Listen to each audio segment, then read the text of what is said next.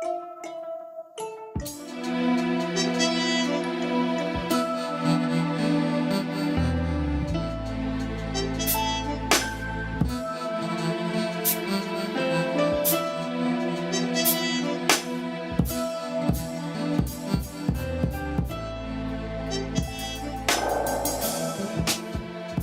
y'all, welcome back to What's Bothering Buster. This is the second episode of What's Bothering Buster, and I just want to send a shout out and a thank you to all of those who've listened already. I truly appreciate it. Just as a reminder, on Thursdays, the episodes are designed to help you grow. So I'm going to be giving you some nuggets that I picked up from some very successful people that I've come in contact with in various places and points in my life. All right, so today's development focus is preparation is key, and we're going to dive into things on Thursdays fairly quickly. I know that you all have things to do, so I want to make sure that I'm as efficient as possible today. So let's jump right in. If you want to succeed, preparing well is a must. I'm sorry that I'm speaking elementary, but I just want to make sure that I drive home that point that preparing well is a must for success. There are many successful people who agree with this sentiment. And if you listen to episode 1, you'll know that I like quotes, which is why I am quoting the very successful Colin Powell, who said, "There are no secrets to success. It is the result of preparation, hard work, and learning from failure." I totally agree with Colin Powell. I really do. I agree. And when I observe very successful people, many of them have one thing in common. They're well prepared when the opportunity presents itself. You can look at all facets of life: sports, finances, employment, leadership positions, whatever it might be. Those that rise to the top typically are prepared when the opportunity is in front of them. As I mentioned on episode 1 of What's Bothering Buster, I was in the African American Leadership Academy here in Columbus, Ohio.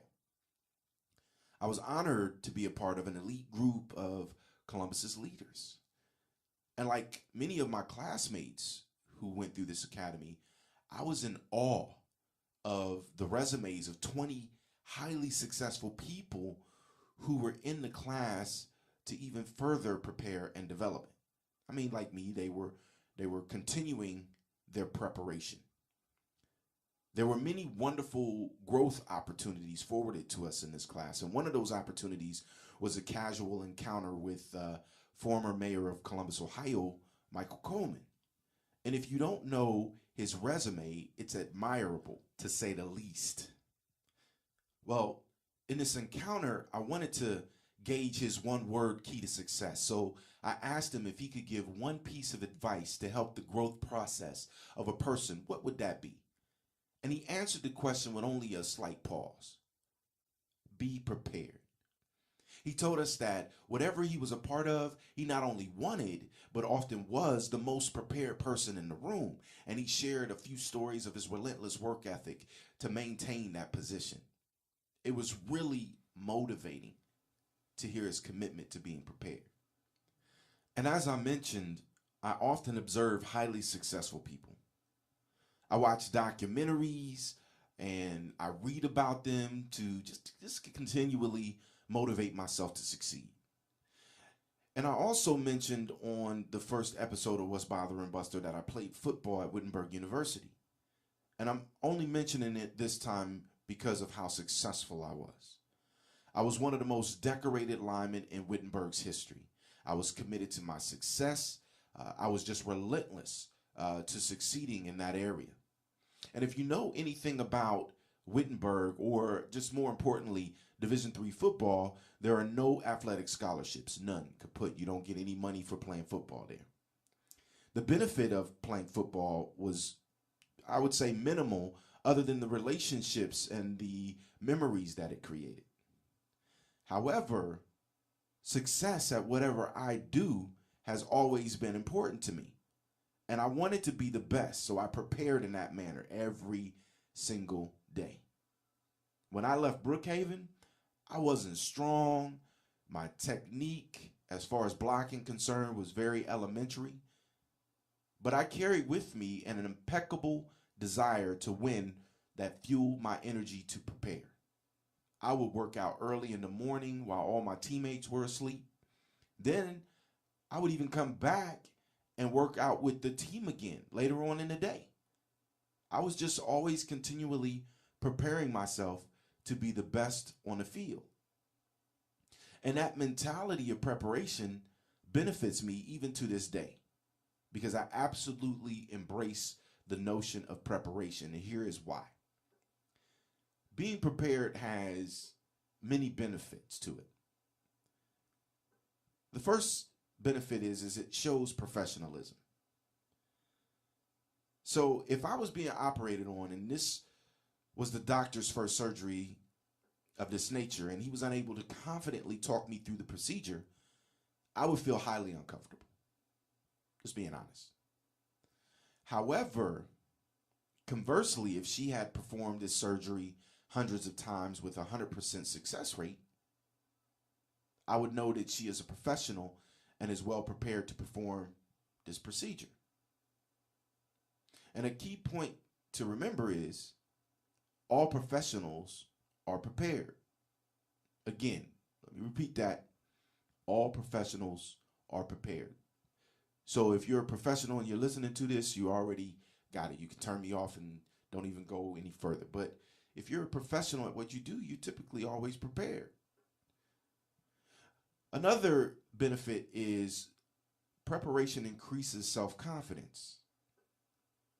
Your confidence soars when you are prepared. I mean, most of the time, if you see somebody that feels like they know the answer to certain things, you can see the confidence in their eyes. You can see it in their walk. You can see it in their talk, how they actually respond to things. But imagine that you are the most prepared person in the room. Having the answers to your profession is an incredible boost of energy. We look to professionals for their expertise, and when you're prepared, you become the expert. The key to winning is self-confidence, and the key to self-confidence is preparation. That's a quote from tennis champion Arthur Ashe. When you know what you are talking about, based on your research or life experience, you present yourself with an unyielding boldness. I don't always drink beer, but when I do, I prefer Dos Equis. I'm sorry. That's a little sidebar. I apologize. The other thing about the other benefit for preparation is preparation means improvement. As you prepare for anything, the process of improvement organically happens. The more you prepare, the better you become at what it is that you're preparing for. If you play an instrument and you practice an hour once a month, you'll see a significant and more, let's say, rapid improvement if you practice 1 hour a day, every day. There's this book that I read. It's called Outliers by Malcolm Gladwell. And he popularizes the notion that 10,000 hours of practice can turn anyone into an expert. While there may be studies that challenge his theory, imagine the level of expertise you would have if you were focused solely on understanding and building wealth for 10 hours. 10,000 hours. And for the sake of understanding the math, 10,000 hours at an hour a day would take you approximately 27 years and 4 months to reach. But I would argue that even with the evolution of wealth building practices, 10,000 hours is an adequate amount of time to be an expert. If it's your profession and you worked on let's say an average work year, which is 2,080 hours. I believe that's 2,080 hours. It would take you almost 5 years to achieve an expert level. So if you've been working at your job for 5 years, you can pretty much say that you're going to be an expert. with or without the math, as you prepare, remember, you'll improve. So preparation means improvement. Preparation also identifies a goal. In order to be prepared, you have to know what it is that you're preparing for. I know it sounds elementary, but practice is a part of preparation, and you practice with the intent on achieving an outcome. As you prepare, you identify the level of achievement you are pursuing. And that's why you prepare. That is what you're preparing for. You'll find that goals are very valuable when it comes to measuring success. Never fails. If you have a goal, you'll definitely understand that's a level of success measurement. Preparation also fosters efficiency. Let's just keep it real. Experts, they rarely waste time. They understand the value of it. This is why we go to experts, because of their efficiency. We respect that. A general practice doctor, they send you to a specialist because the specialist is efficient at diagnosing specific issues in their area of expertise. If you've had head trauma, would you want to go see a foot doctor? No, I doubt it. And although they may have some practical knowledge about the body, a foot specialist would take unnecessary time to resolve what could be a fatal issue. If you are prepared, the delivery of knowledge or success is more efficient, which is rewarding to the benefactor. And in preparation, it actually produces winners. John Wooden said, "Failure to prepare is preparing to fail." I know you guys have heard maybe this quote quite a bit, but I like it. So let's look at athletes. Now, first, I must say, I'm not a participation trophy kind of guy. I'm just not. I don't believe in participation trophies. If I'm competing, I'm not just participating. I'm competing to win, and that's just fact. So for all of those who out there who allow their kids to receive participation trophies, I would say you are teaching your kid, let me say this, you are preparing your kid to be mediocre or average at best. I like this additional quote by Paul Bear Bryant, which says, "It's not the will to win that matters. Everyone has that. It is the will to prepare to win that matters." And in just sticking with the sports, with the sports thing, I don't know any professional team that says, this year, we going out there to lose all of our games. I don't see that. So what they're gonna say? We're going out here to practice every day to prepare to lose? Nah. Preparing to lose is not something that people typically do. Preparation is to put you in a position to win, period. And unless you intentionally prepare to lose, your mindset during that process of preparation is to win or be successful. So now that you know a few of the benefits of being prepared, we're going to take a quick break. We'll come back, and then we'll address the pros and cons of preparation is key. And so I believe that education process must be a process of two steps: inspiration and information. So I seriously give information, but black people are people of rhythm and spirit, so I also give inspiration. It's the new league for freedom. If you're going to talk about a revolutionary situation, you have to have people who are physically able to wage revolution, who are physically able to organize and physically able to do all that is done.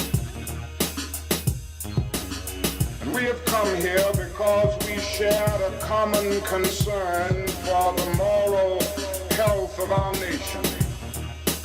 We have come because our eyes have seen through the superficial glory and glitter of our society and observe the coming of judgment. but we have come.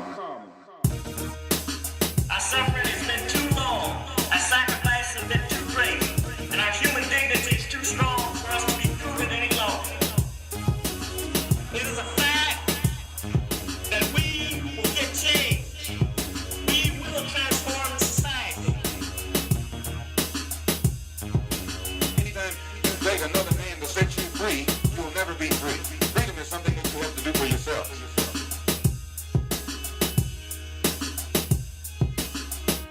It's the new league for freedom. All right, yo, we're back, and I just want to make sure that I continually stick to the theme of things on Thursdays and stay efficient as possible. So we're going to get right back into things. All right, so understanding the benefits of preparation, right? So we went through the benefits of those preparations. So understanding that, what's bothering Buster is how often we neglect to prepare for what is important to us. So we'll apply for an opportunity to partner with an employer, or we'll apply for a job, and we get the job and we're all excited. But once the excitement wears off, or we're no longer happy with the place of employment, we fail to prepare for our next opportunity. Now remember, I said earlier that in my observations, the most successful people that I've observed are well prepared when an opportunity presents itself. If you stop preparing by halting your practice hours, the hours that you're getting from that employer, not only does the employer suffer, but you suffer as well. And your suffering comes in the form of losing time towards your 10,000 hours of expertise. When we place ourselves on autopilot, that's what we call it, when you're just kind of doing your job, we become a machine. We only produce the same product. I mean, we're like timestamps, the same product, time after time after time. We don't challenge ourselves to play the more difficult note. We just kind of stay in the same key, just playing the same song again and again and again. And since we're not striving to become experts, we achieve the level of being burnt out. Notice I said we achieve that because you're pushing towards a goal of some sort. Why don't you try playing the same note on a violin for a year without making any changes? And I'll wager that the violin string will be ruined and you won't even be able to get the full use from that instrument any longer. Coincidentally, you'll find that I'm very attracted to musicians as well, and one of my favorite groups growing up, or probably some of your favorite too, was Outkast. And Outkast deliberately pushed the envelope of their music. They would change it to keep it fresh, and they were unpredictable, and I liked that. And I also did music too, so when I did music, I wasn't looking ahead trying to see how to evolve. I was just showing up just basically to be heard. And that's not being an expert at entertaining people. A good friend of mine and a musician that I respect from a fan's perspective is Al Shepard, and he's also known as Blueprint. And I wanted to support his art, so I bought his King No Crown album. And for those who know the story, Al and I did music together back in the day. We were a group called Greenhouse Effect. And we were, we was nice. I really enjoyed our music. But to be honest with you, I think not only was Al the leader of the group, he was kind of pushing everything, and he was kind of moving us forward. He was the producer of the tracks, and he also rhymed. And even in his rhymes back in the day, I thought that there were more substance to what he was trying to say. And that comes across even well to this day. But in any case, I wasn't trying to evolve. I was just kind of doing the music. And eventually, I decided to walk away from music. And Al, he stuck with it, refining his art and preparing for the next project. And he literally prepared by researching, practicing and just kind of working in the field. I would actually just sit there and watch him reading books on digital recording or video recording, looking at new products, different things like that, that was actually kind of pushing him into the new generation of what was going on, which, like were videos and things like that at that time. So in any case, I bought the King No Crown album just to show support. And after I listened to the album and digested his work, I could see the polished expertise of the project. And I was quite amazed at how the album came together. It was really dope. And I could see the preparation that he put into it, just the thought process. I mean, even going into kind of this digital wave of music and actually pushing the envelope to make the music kind of connect with the new wave and the new generation of people. I was really like, wow, man, this dude moved from, doing these snippets of beats and kind of, moving into creating his own sound. And then all of a sudden now he's here at this new wave. But not only did he do it from a production standpoint, I mean, just his thought process and the way that he thought out the rhymes in the album is really dope as well. So I was really impressed with that. But I say that because I'm sure he has put in well over 10,000 hours toward his craft, and it showed. So what I wanted to do at the end of today's episode, I'm going to let you hear the song called Talented 10th. And you'll see why I chose that song this week. It's really dope. It's really dope. And we're actually getting to the closing of the show anyway. But I wanted to just kind of drive home, a few points. If you're not preparing for whatever you seek a positive outcome for, you are just doing yourself a disservice. I mean, you're preparing to lose and you're leaving hours of development towards your expertise on the table. It's just facts. So as I get to a point to where I close this episode of What's Bothering Buster, remember, these benefits of preparation are out here for you. It's one, show professionalism. Two, it increases self-confidence. Three, it means that you're improving. It means improvement. It also identifies a goal. It fosters efficiency, and it produces winners. I like the last one. It produces winners. As Bobby Knight once said, I don't believe in luck. I believe in preparation. Are you prepared?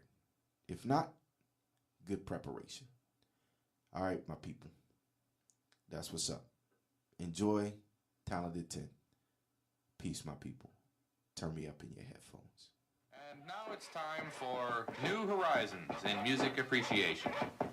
Different approaches to the problem of popularizing the 19th century classics.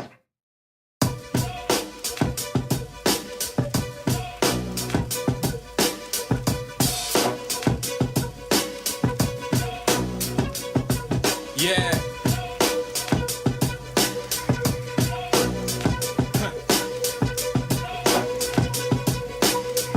Right. So many question why the art I made had to change. Cause I evolved while so many artists stayed the same.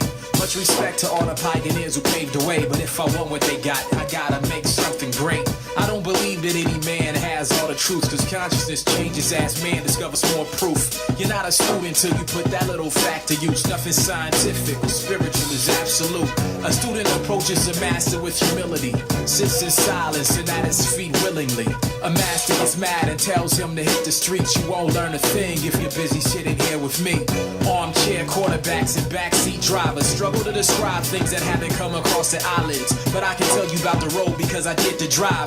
You'll never know the latest issues if you don't subscribe. I'm well armed in an information firefight. Who needs conspiracies? It's all hidden in plain sight. I hit the library and barely go out at night, cause man without right knowledge shouldn't be allowed to write. My name is Blueprint, thanks for your consideration. I know I'm privileged to have a voice inside this nation. I'm trying to be the voice of my entire generation, not just the smartest slave on the plantation. I live my life inside the gray between black and white. The darkest days have never stopped me from shining bright. We're all human, but when I have a shitty day, I think of how my pops told me to dunk it on that breakaway. You got one shot, it shouldn't be a fadeaway. Fight for your honor, drown in the day-to-day. If you ain't got it, then admit it, walk away today. The truth sets you free, but it cuts like a razor blade. But they rather bathe in their own delusions, reject the rejections and come up with their own conclusions. Put record after record out with no improvement, then claim it all to haters stop the upward movement. You can't be a has-been if you ain't never tried. Self-sabotage ain't the same as when you get denied. The idea of being honest got you terrified. Your so-called hustle's never been verified. Lovers of the status quo get terrorized point blank. I'm here to throw salt in your think tank. Dumb rappers, thought patterns seem archaic. The how and the what, but why never gets debated. What do you do when you can't stop your brain from thinking? Drown a thirst for knowledge with a heavy dose of drinking. Spend 100 grand on furthering your education, or find a higher consciousness by seeking information. The way you answer that shows what you're made of. Be Rubens Americana, so maybe be something greater. I'm here to push it to the fullest extent. My destination is to sit among the talented 10th. Let's go!